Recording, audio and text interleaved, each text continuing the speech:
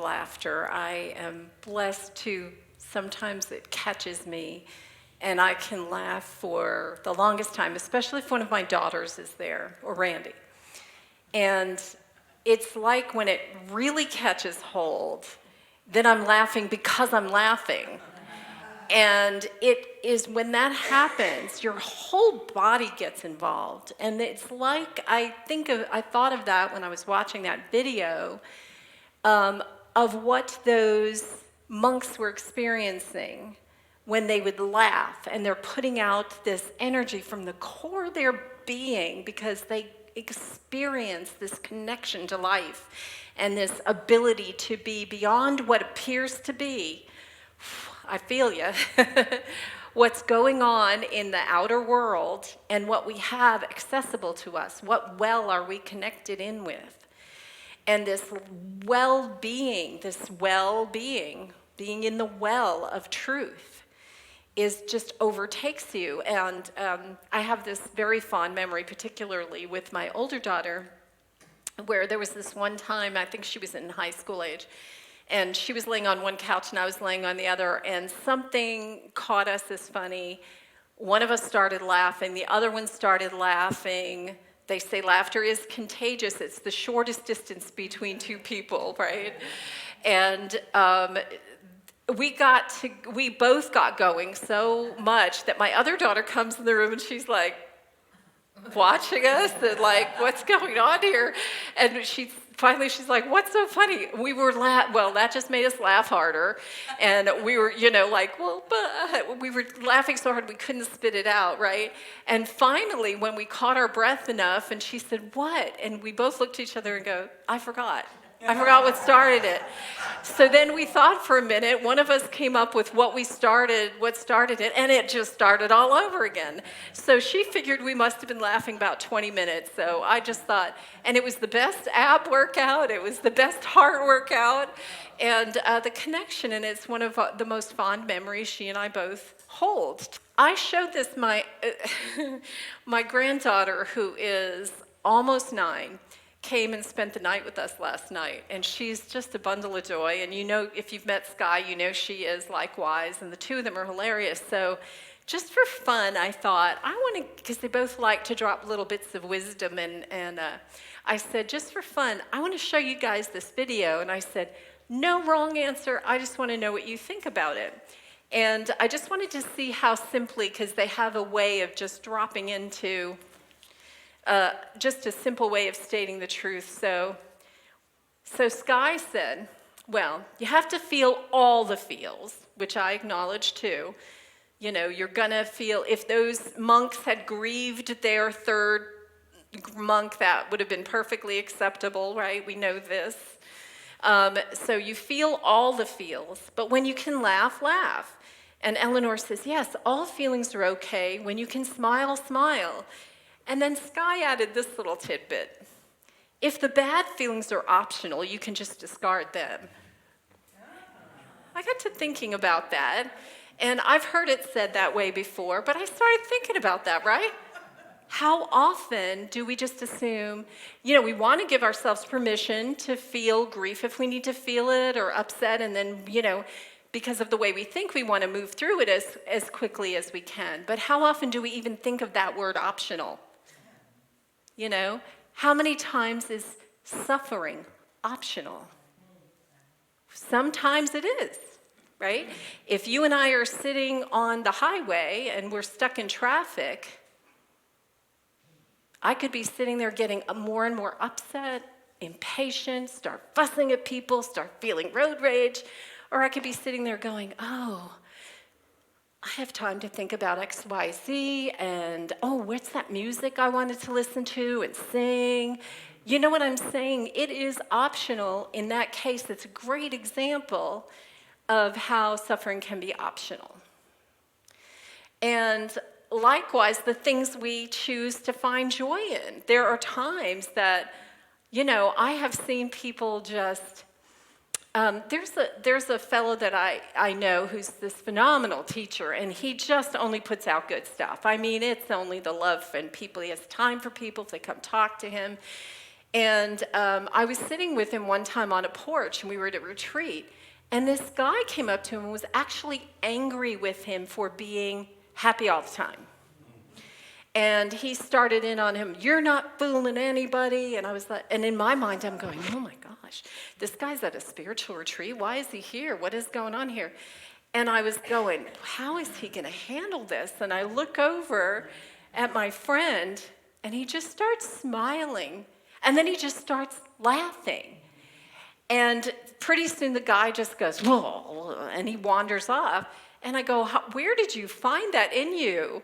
And he said, nothing I was going to say was going to change his mind. So he said, it just struck me as funny, and I thought, wow, what a choice, choosing peace in that moment. And he said, it wasn't just to sit there, but it was a way to tap back in and say, I know this isn't truth. Isn't this an odd situation that came up at this spiritual retreat? So he kind of made the choice to be amused by it. And I found that so unusual and so remarkable.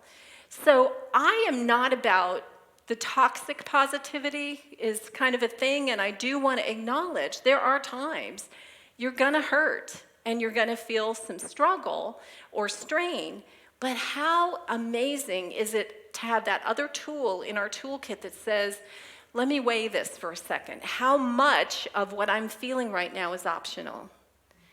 And how much of this do I need to just say, okay, I just need to be with this right now, acknowledging that I will move through it, acknowledging part of letting go of thinking, part of it being optional is that maybe it doesn't feel optional right now, but I know that tomorrow it will be, or the next day it will be, or I can pour in more of this to begin to shift. Not to put blinders on, but begin to move through. There's a difference between the two. I'm not saying it doesn't hurt if I lost my pet, or I had a relationship end, or I lost my job. I'm not saying it doesn't hurt. I'm saying I don't have to stay in that place. Neither do I think it's toxic positivity for me to already begin the self-soothing talk. If I lose my job, wow, it may hurt in that moment, but I can still say, and I know this is moving me into my truer place, that I'm actually moving higher regardless of how this looks. And I can already begin self-positive talk without denying and clearing those other feelings that go along with it. I loved that both my daughter and my granddaughter were acknowledging, feel all the feels. I love that. Feel all the feels. It's okay. No shame, no blame. The stuff that they were coming up with, and I thought, I love that this is what is becoming more the norm. And I think one of the things that this says to me or speaks to me is that while we're giving ourselves permission to feel everything we need to feel when we're upset, do we really embrace all the feels when something wonderful happens? I think we abbreviate the celebration of joy in life, or if we find something funny. I remember saying, I'd listen to a comedian or something, one phase I was going through in my life, and I'd be like, that was funny. I'm not laughing. I was going, oh, that was funny.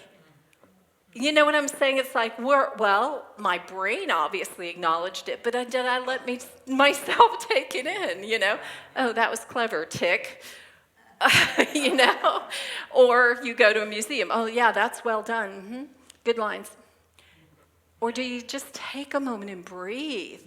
How much do we let it in? And I know we've had that conversation before, but from the point of view of laughter and allowing that sense of love and appreciation, that it is our nature.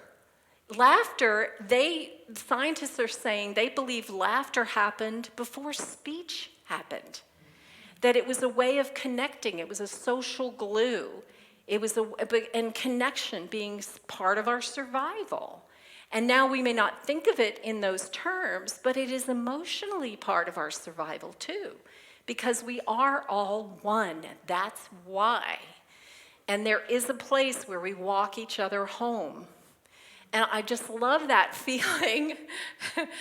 When I think about that, it's like, I believe it's in the Course in Miracles that says a happy outcome is assured.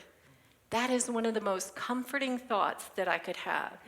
And they're stating that truth for everyone. So if that is true, no matter what we are seeing and experiencing and hearing that revs us up or triggers some of those bad feels that we have, to be able to, even if we're having the stress or strain or pain, to begin to say, yes, and somehow, wow, it's going to be miraculous to see how we come out of that one, because the happy ending, the happy outcome is assured. So it'll be interesting to see how we as a society evolve out of this. If we're lucky, we get to be here to see it.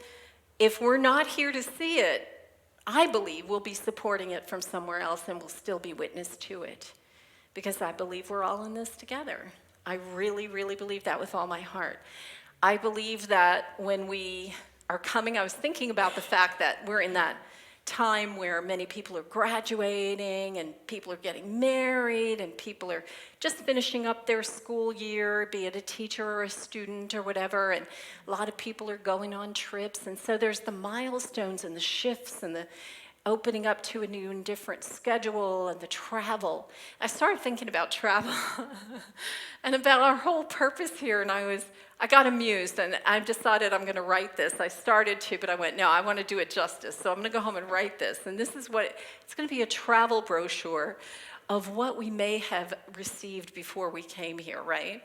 And so my aunt was one of my mom's mentors, Aunt Helen, and my mom used to sit and go, man, I can't believe what I signed up for, here.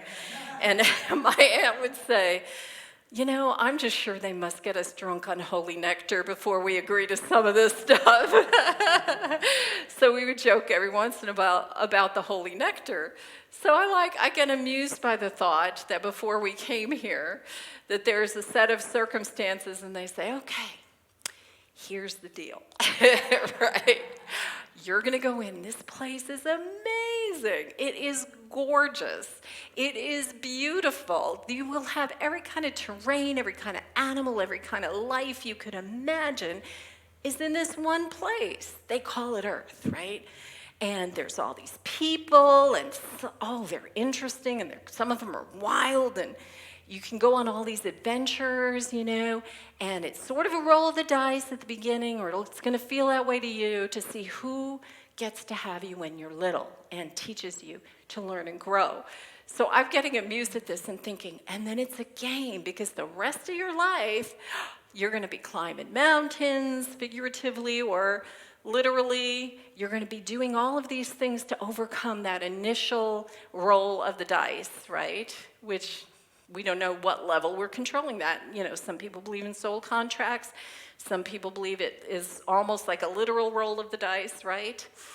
But to say, okay, so the rest of your life, you're going to be trying to remember, because here's the fun twist in all of this. When you go, you're going to forget who you are. You're going to forget that you really know all this. And you have to try to find your way back. And the hurdles are whatever that first roll of the dice is, for the most part, right? And other things are going to come in, and it may hit you by whatever they told you life was, and whatever they told you, you are. So you have to learn another voice, and you have to get centered. But at the same time, all around you is going to be these gorgeous reminders of who you are and what you're connected to.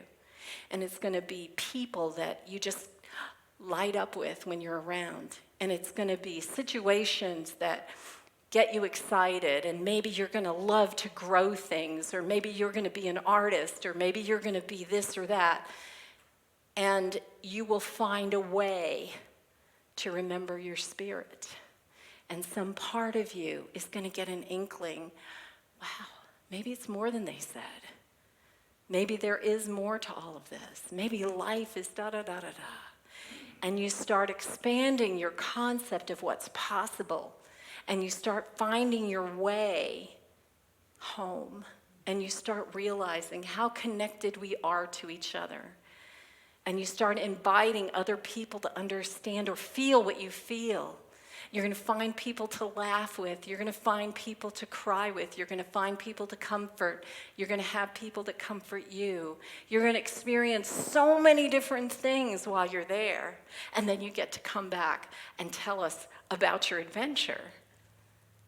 And what really is amazing is every once in a while, one of you is going to remember while you're there. You're going to remember who you are, and while you're there, and you're going to help ignite other people to remember who they are while they're there, in the middle of it. And you're going to start to say, oh my gosh, this stuff, what a grand illusion. Who built this place?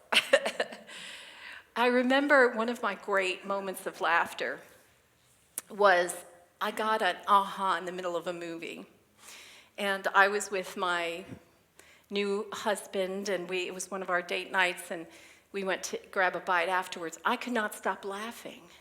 It wasn't because what happened was funny. It was because I got the cosmic joke for a glorious about an hour. I felt like I could see behind the curtain. And I just got so tickled, and I could not, the joy of it, I started laughing so hard. I had tears streaming down my face. And I was going, oh my gosh, we think we're so weak and it's just a big joke. Can we not look around and see what we've created? And these are like the fake walls, you know, when you're doing a play, and look at that. Oh, and we believe in that. You know, we think that's real. Oh my gosh. We think we're so limited and we can do anything. And it's all around us all the time trying to jump out at us. And my husband's sitting in front of me going, really? You know, and that was one of those, you had to be there moments that how do you really give somebody that kind of an experience, you know? But it was so powerful, and I believe we get these glimpses in order to remind us, like, even though I don't live in that place all the time, I know that's true. I felt it with all of my being.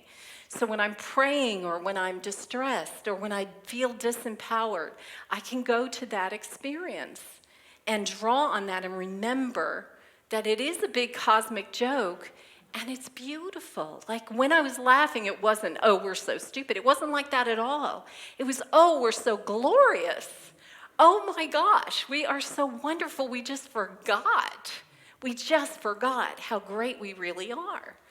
And the beauty of all of us in this experience together, thinking we're disconnected when really we are, you know? And so I love that thought. The laughter got to me because I think we can all relate to what that's like. When you're sitting there, sometimes you can hear a table, you're in a restaurant or something, and there's a big family together, and they start laughing together. You don't even have to know what they're laughing about, and you start feeling good. You start being happy that they're happy. You start, like, you know, or have you ever heard, you know, those videos that Carla was showing us when she was here doing the laughter yoga thing, where you're just listening to a little child laugh. Oh my goodness. And it is so contagious. You can feel it in your body. You feel it in your soul. And there's just this spiritual, I believe it's one of the highest vibrations we can get to, because I think when we're laughing, there's something about the reality of joy that we're tapping into, more of an experience of reality than many other things we could possibly be doing. There's something in that. And I am not discounting any suffering, because I think we go through stuff, except I had to go back to what Sky said and said, how much of it is optional? Can we ask ourselves in that moment, how much of this can I let go of now? And can I trust the rest will fall away? Be it through time, be it through realization, be it through comfort, be it through a replacement because I have now a higher ground that I move to. But to trust myself that the happy outcome is assured. And so suffering is always temporary. Can I get that in my head? That sometimes it's not even necessary. And the rest of the time, it's temporary. Can I really feel that? Can I allow that into my being?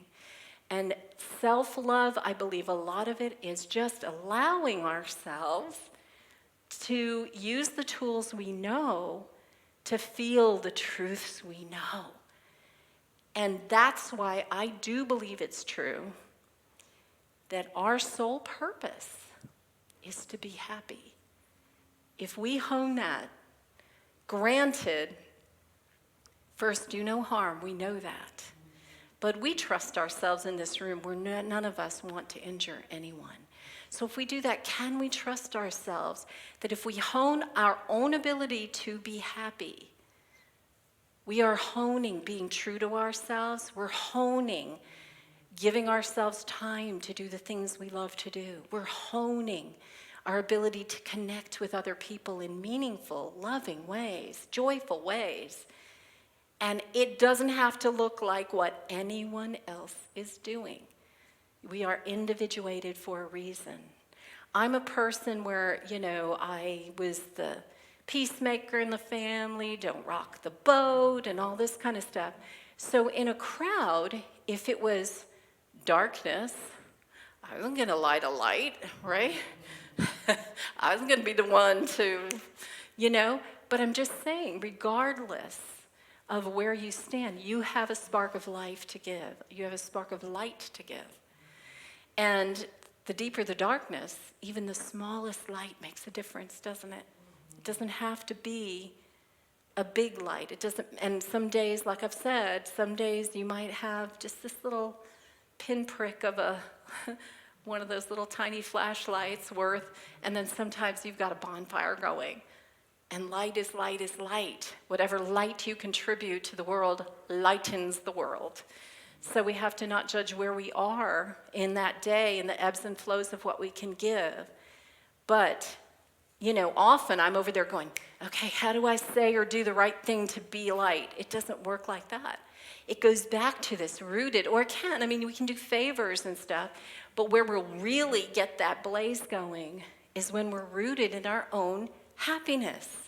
We've been trained to think that that's selfish, and nothing could be further from the truth. If your motive is to love and be loved, if your motive is to heal, if your motive is to bless, then the happier you can get yourself, the clearer channel you can be to bless others, and that it will just overflow naturally. And you can select. But your selection is no longer between love and fear. It's between, how do I want to play? How can I best serve? What talents do I have that I enjoy using, that I can put out into the world? And what does this situation ask of me? And is there some little thing I've been overlooking that, maybe I've got a few things and I think this is my ace, but somebody else likes this other little thing that I do. And it gets more juice as far as lighting somebody else up. So paying attention to how what we're doing blesses people. Don't discount any of it. We don't know what light they see. It's almost like color blindness. How some people have the ability to see in certain color ranges. We don't know how they're seeing it. Ours is just to give and to put it out there like a buffet. Take what you need, take what blesses you. Here it all is, We love you, we bless you, right? All of that, it just comes out. Have you ever noticed when you're laughing at the core and you're not holding it back and you're just that core deep laughter, you're just expressing. You're not thinking about what I'm saying? You're not trying to control how it comes out like we would if we were singing or something. You're just letting it come out. You're letting it flow. And if you're thinking about how it sounds at all, that only really just makes you laugh more. But you're not trying to control it. You're just observing it, So to enjoy that, to observe yourself as a being of light. And obviously, we know that our practice is it's a lot easier for us to see that light in other people. But the more you foster it here, the more you recognize it there. So you lights of the world, truly, all of us, just like these trees that are so gorgeous and glorious. It's every bit of it out in the world makes a difference. And it's a beautiful thing to behold. And you lift people in ways you know not of. It's all about it. And just love and the laughter, replacing what is necessary here. Let me move through this. The pain and the suffering is temporary. And the joy and the laughter is the happy outcome that is assured. So let's take that into meditation.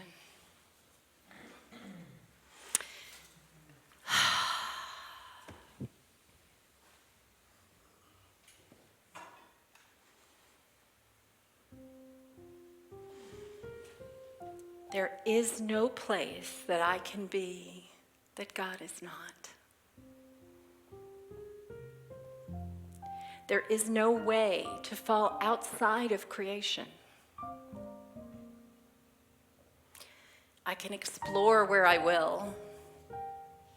I can draw conclusions as I will. But as I surrender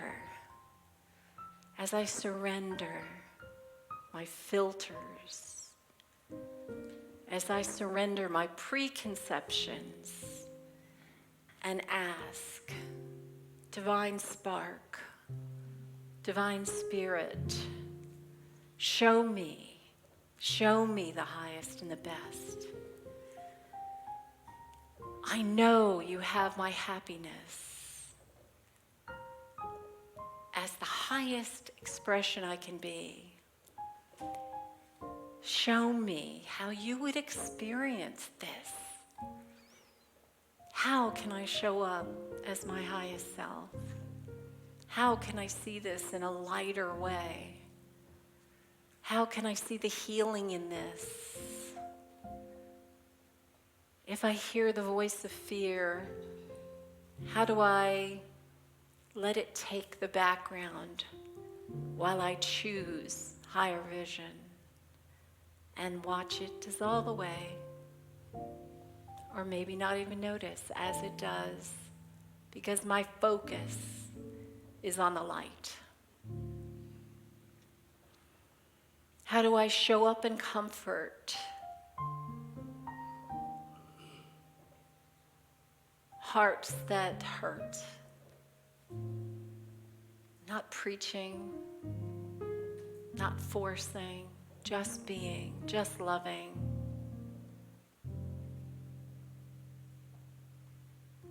Gently reminding them of the temporary experience. Or sometimes words are too much in that moment, and just being there. They don't want our words usually in the thick of something. They just want our energy. Just love. Just love.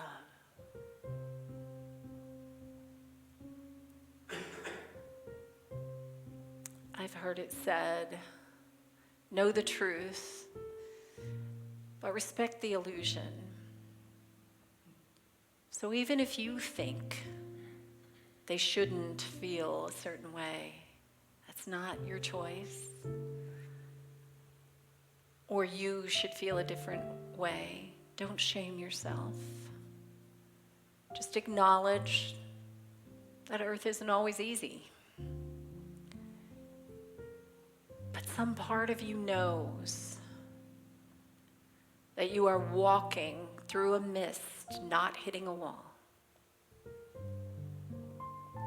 And you will come out on the other side of this foggy place where it's hard to see the truth, because you are going to keep walking. You're going to keep moving because you know the truth is good. And if you're not at that realization yet, the last line has not been written. So we keep moving because we believe. We believe in love.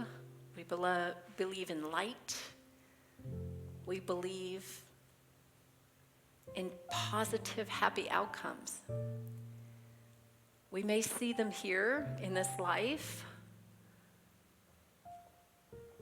Some of it we may not see play out, but we know in all of eternity all come to our understanding of good again. We are walking each other home to the knowledge of home while we breathe in the truth that we are home. We are in light. We dwell in light. We breathe that into our being in this moment. See that light moving through your body, going wherever it needs to go to let go of stress or fear or strain or concerns. Releasing anything unlike that. And we don't have to know all the hows and the whys and the wheres. That's the beauty of divine order.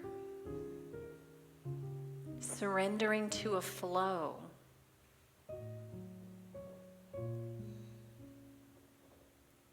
The flow of God.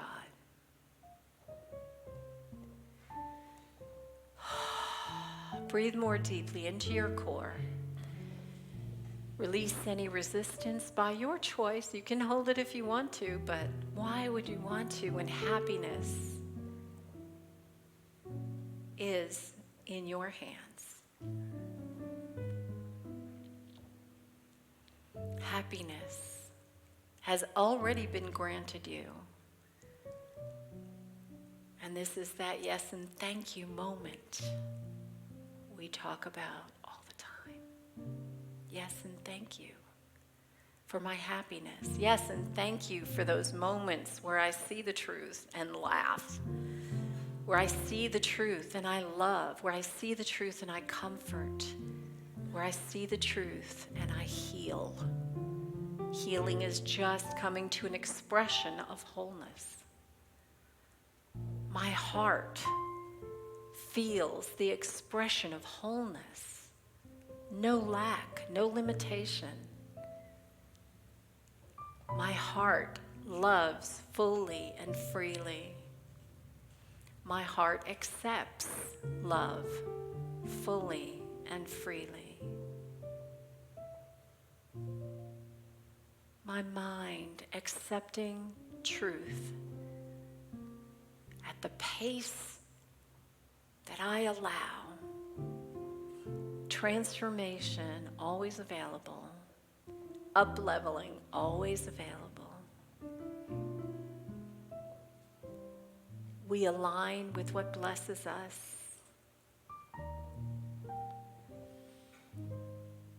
We release what does not.